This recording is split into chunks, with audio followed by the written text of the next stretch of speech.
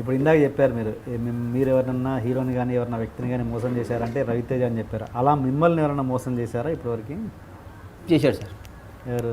ఒక hero manager చేశాడు. Okay, ఎట్లా ఎట్లా ఇక మోసం చేశాడు అంతే, మోసపోయాను. చెప్పండి, ఫ్రాంక్లీగా చెప్తా అన్నారు. మళ్ళీ ఫ్రాంక్లీ అంటే ఇక మోసం చేశాడు అంతే, మోసం అంటే మోసం చేశాడు, ఫ్రాంక్లీగా చెప్తున్నా. ఇప్పుడు సినిమా చీట్ చేశాడు. సినిమా తీసిన ఒక హీరో మేనేజర్. ఎలా చేశారు? ఇక అన్ని విధాలా వాడుకున్నాడు మనని. ఆ రోజు మన అవసరం, మోసపోతున్నాం అని తెలిసి కూడా మోసపోయాను. అది గొప్ప ఆర్ట్. అది నాకు తెలిసి నేను మోసపోతున్నాను తెలిసి కూడా మోసపోయాను ఆ హీరో చేత. తెలిసి మోసం చేస్తున్నా అన్నట్టు నేను ఇప్పుడు రవితేజని తెలిసి మోసం చేసా చూడండి. అలాగే రవితేజ అనేవాడిని పాపం, రవితేజ అనేవాడిని చెప్పండి. రవితేజ అనేవాడు ఏదో ఒక పొలం కొన్నాను సార్. ఒక రవితేజకి ఒక పొలం ఇచ్చాను నేను, కొన్నాడు నా దగ్గర. పాపం ఆయన ప్రేమగా కొనుక్కున్నాడు పొలం. ఆ పొలాన్ని కింద నాది ఇంకో 30 ఎకరాల పొలం ఉంది. 30 ఎకరాలు అమ్మాలంటే 25 ఎకరాలు ఇస్తేనే అమ్ముతా అన్నాడు. ఓకే, 30 నాది 40 ఉంది. అప్పుడు రవితేజ దగ్గర పోయి అబద్ధం చెప్పి, అన్న నీదేదో గవర్నమెంట్ వాళ్ళు అక్విజిషన్ చేస్తున్నారు అమ్మేద్దామని. నమ్మాడు పాపం. నమ్మి ఇచ్చాడు. చాలా బాధపడ్డారు పాపం. వీడు చాలా మంచివాడే, రవితేజ సినిమా తీసి 5 కోట్ల డబ్బులు మిగిలినాయి మనకి, అయినా మోసం చేస్తున్నానే అని ఫీల్ అయ్యా. కానీ ఏదో ఒక రోజు ఆ రుణం తీర్చేసుకుంటారు రవితేజ. ఇదేనా మీరు చేసిన మోసం? అది మోసమే కదా సార్. అది మోసం కాదు. అది ఏంటి ఆయన రియాక్షన్ ఏంటి దానికి చెప్పంగానే? ఆయనకి ఈ తర్వాత తెలుసు అన్న నేను మోసం చేశాను నిన్ను అని చెప్పా. సారీ చెప్పా. గొప్పవాడు కాబట్టి నాకు తెలుసురా అన్నాడు అంతే. నన్ను ఎరా అంటాడు, నాకు తెలుసురా అన్నాడు. ఓకే, మొత్తానికి ఏంటి మోసం అని చెప్పన్నారు, చెప్పేశారు. చెప్పారంటే రవితేజ పాపం నిజాయితీ పడు కదా సార్ పాపం. ఆయనతో ఉన్న మీకు రిలేషన్ ఏంటి? ఆయన క్యారెక్టర్ గురించి ఆయన మీ రిలేషన్ చెప్పండి. అంటే కష్టపడి పైకి వచ్చిన 100% చిరంజీవి తర్వాత 100% ఈ రోజుకి కూడా డబ్బు విలువ తెలుసు నాకు. డబ్బుని ఇష్టపడేవాళ్ళు అంటే నాకు మోజు సార్ బాగా. డబ్బుని రెస్పెక్ట్ ఇచ్చేవాళ్ళు అంటే ఒక ఫ్యామిలీ, ఒక భార్య, ఒక పిల్లలు, ఒక అమ్మ, ఒక నాయన, వీళ్ళందరూ ఇట్లా ప్రేమగా చూసేవాళ్ళు అంటే నాకు ఇష్టం బాగా.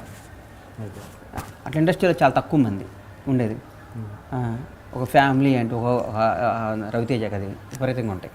వాళ్ళ అమ్మ నాన్నని, వాళ్ళ ఫ్యామిలీని బాగా చూస్తాడు. మేము ఆర్భాటాలు పోం సార్. మేము ఇన్ని చేసినా మేము ఆర్భాటాలు పోయి మా ఫ్యామిలీని బయటకు తీసి అట్లా చెయ్యం. మా స్టైల్ అది, బేసిక్గా మా స్టైల్ అది. మేము ఎక్కడికి మా ఫ్యామిలీతో మేము బయటికి రాం. ఓకే, మా పక్కా పల్లెటూరు కల్చర్ మాది. ఇంకా అంటే అలా వెళ్ళే వాళ్ళు తప్పనా మీ ఉద్దేశం? తప్పని నేను అన్ను, మాకు అలవాటు రాలా ఇంకా. ఓకే, నేను తప్పని నేను ఎందుకంటా సార్, మేము అంత పెరగలేదు అనుకుంటా నేను. ఓకే, మాది ఇంకా అంత స్థాయి కాదేమో అని ఫీల్ అవుతాను నేను. నేను ఒకటి తప్పు ఒప్పులు చెప్తాను నేనే ఉంటాను సార్. బండ్ల గణేష్ మా వాళ్ళు అడిగితే అది రవితేజ వే ఆఫ్ లివింగ్. అదే భద్రత. రవితేజ ఏవి స్కూటర్ మీద మోటార్ సైకిల్ మీద తిరిగే రవితేజ దగ్గర నుంచి ఇలా బెంజి కార్లో తిరిగే రవితేజ దాకా, ఇలా 100 కోట్లకు అధిపతి అయిన రవితేజ దాకా నాకు తెలుసు. ఇద్దరం కలిసి ఒక మెస్లో భోజనం చేసిన రవితేజ దగ్గర నుంచి నాకు తెలుసు. ఒక మంచి ఇన్సిడెంట్ని షేర్ చేసుకోండి మీ ఇద్దరు. ముందు నుంచి మాకు చిన్న చిన్న వేషాలు వేసేటప్పుడు మనసు ఇచ్చి చూడు, మనసులో మాట, సింధూరం సినిమాలో కూడా నేను 4 రోజుల పోయి తర్వాత వచ్చాను అనుకో షూటింగ్కి వెళ్ళి. ఎన్ని తెలుసు నాకు. ఎందుకు వచ్చారు? అప్పుడు ఇది ఈవి సత్యనారాయణ గారి సినిమా వేషం వచ్చింది. నేను ప్రేమిస్తున్నాను సినిమా. ఈవిగా దాంట్లో పెద్ద వేషం లైఫ్ వస్తుందని వచ్చాను. ఏది? జడి చక్రవర్తి సినిమా. జడి చక్రవర్తి. నేను ప్రేమిస్తున్నాను. Okay, okay, okay. ఏం చెప్పండి, ఇన్సిడెంట్ చెప్పండి. రవితేజ గారు మీ మధ్య నాకు మంచి ఇన్సిడెంట్ చెప్పండి. గుర్తు ఎలా ఉన్నాయి సార్ నాకు. ఒక్కటి చెప్పండి. రవన్న 10 రూపాయలు జాగ్రత్తగా పెట్టుకునేవాడు. ఇన్సిడెంట్ 10 చాలా ఇక బ్రదర్స్లా కలిసి తిరిగేవాళ్ళం కదా, కొంచెం బాగుండేవాళ్ళం. నాకు పాపం ఎల్లంగానే పవన్ కళ్యాణ్ గారు ఈ ప్రొడ్యూసర్ చేసినాక అప్పుడు ప్రజారాజ్యం ఎలక్షన్స్ వస్తే రవితేజ గ్యాప్ ఉంది పోయి నేను ఎలకంగాలి ఇమ్మీడియట్గా 2-3 సినిమాలు పక్కన పెట్టి నాకు సినిమా ఇచ్చాడు. ఆ సినిమా జస్ట్ యావరేజ్ అయినా నాకు 5 కోట్లు మిగిలినాయి. 110 రోజులు సినిమా రిలీజ్ చేశా. ఆంజనేయులు. పాపం మా డైరెక్టర్ కానీ కిక్ అనిపించింది. అది అమ్మ సినిమా అంటే ఈజీ అనిపించింది నాకు. ఫస్ట్ ఎదురు దెబ్బ తగిలితే భయపడతాం కదా సార్, నాకు ఎదురు దెబ్బ తగల ఫస్ట్. కొంత మీరు స్టార్ డైరెక్టర్లు వెంబడి పదే బదులు కొంతమంది విషయం ఉండి పాపం వెనకబడిపోతుంటారు, లైక్ పరశురాము. అలాంటి వాళ్ళని మళ్ళీ ఎందుకు లిఫ్ట్ ఇవ్వాలి? నేను ఇస్తాను. బొజ్జుకి సినిమా చేస్తానంటే గీతాడు సినిమా ఉంది అన్న చేస్తాడు. అది టాలెంట్ ఉంది సార్. అదే నేను ఇక నుంచి కొత్త రైటర్లు పరిచయం చేస్తానని చెప్తున్నాను మీకు. చూస్తున్న మన డ్రీమ్ ఐ డ్రీమ్ వాళ్ళ ప్రేక్షకుల సాక్షిగా టీఎన్ఆర్ సాక్షిగా అందరికి చెప్తున్నా, కొత్త డైరెక్టర్ని పరిచయం చేస్తా, చిన్న సినిమాలు తీస్తా. గుడ్. డౌటే లేదు ఇది. కొత్త నా మీద నా కనీసం నా బ్యాన్లో 10 మంది కొత్త డైరెక్టర్లు వస్తారు కనీసం.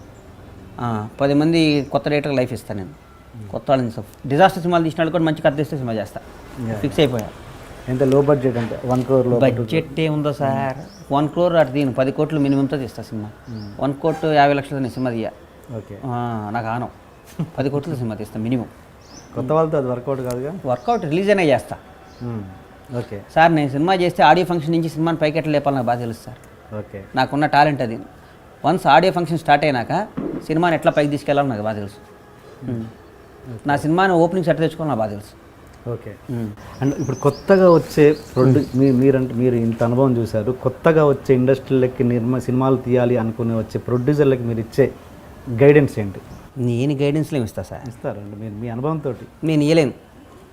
నేను గైడెన్స్ నేను ఎందుకు ఇస్తా? గైడెన్స్ ఇస్తే నా తెలివి ఇంకోటికి అప్పటి నేను ఎందుకు ఫ్రీగా అమ్ముతాను? నేనేమన్నా నేను ఎందుకు చెప్తాను? నా బ్రెయిన్ నేను హీరోలు నెట్టబడగొట్టుకోవాలి, హీరోలు నెట్ సెట్ చేయాలి నేను ఆలోచిస్తా. కానీ మరి ఇట్ట పోయి